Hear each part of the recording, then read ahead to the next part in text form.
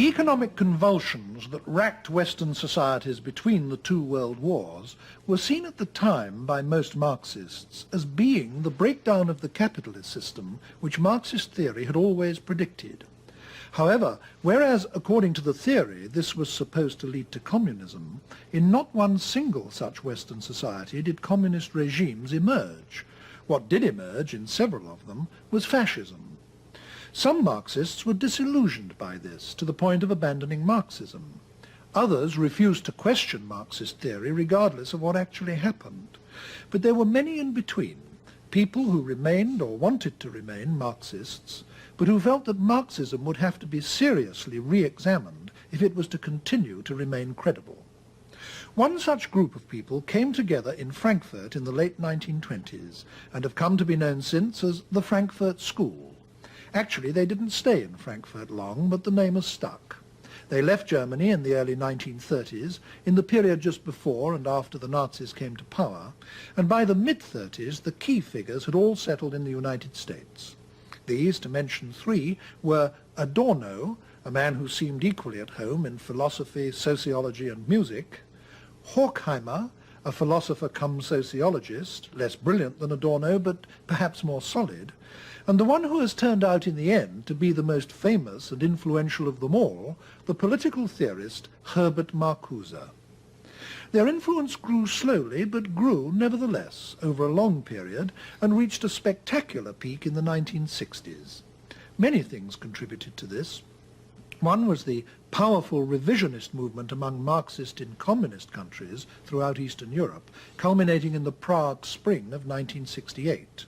This put the Frankfurt School in line for the first time with real-life developments inside the communist world.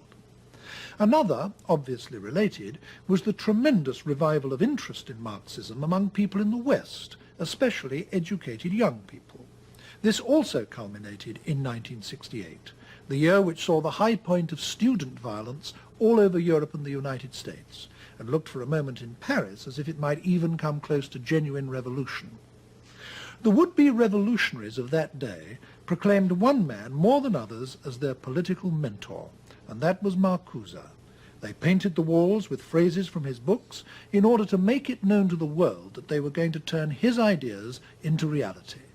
And although the revolution didn't materialize, during the decades since then, the ideas of Marcuse and the Frankfurt School have come to dominate some of the social science departments in various countries in Europe, and through them to have a continued and very important influence on the young. Professor Marcuse, why should it have been to your writings that the revolutionary student movements of the 1960s and early 70s turned? Well, I was not the mentor of the student activists of the 60s and early 70s. What I did is formulate and articulate some ideas and some goals that were in the air at that time. That is about it. The student generation that became active in these years did not need a father figure or a grandfather figure in order to lead them to protest against a society which revealed daily its inequality, injustice, cruelty, and its general destructiveness. They could experience that. They saw it before their own eyes. As features of the society, I only mention the heritage of fascism.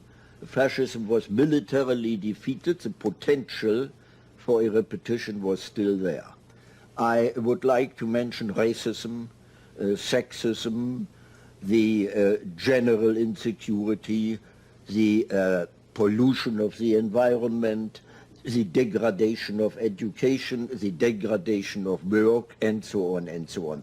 In other words, what exploded in the 60s and early 70s was a blatant contrast between the tremendous available social wealth and its miserable, destructive and wasteful use. And I think